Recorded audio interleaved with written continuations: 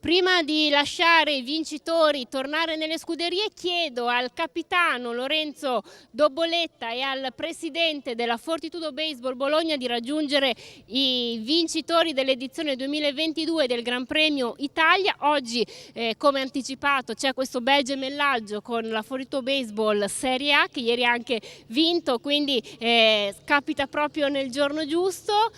Chiedo al presidente e al capitano di fare un invito ai vincitori del Gran Premio Italia Maschi.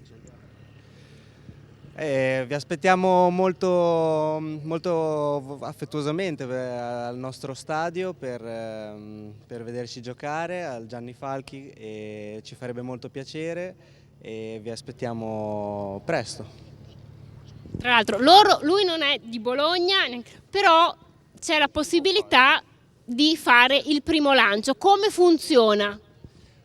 È una tradizione nel nostro mondo che le partite più belle, più importanti, si dà la pallina, quindi con la difesa schierata, quindi tutti i giocatori schierati, viene invitato un ospite d'onore che fa il primo lancio e lancia la pallina al ricevitore. È per questo che abbiamo consegnato la pallina, così ha modo di allenarsi e quando verrà da noi potrà fare il suo esploit.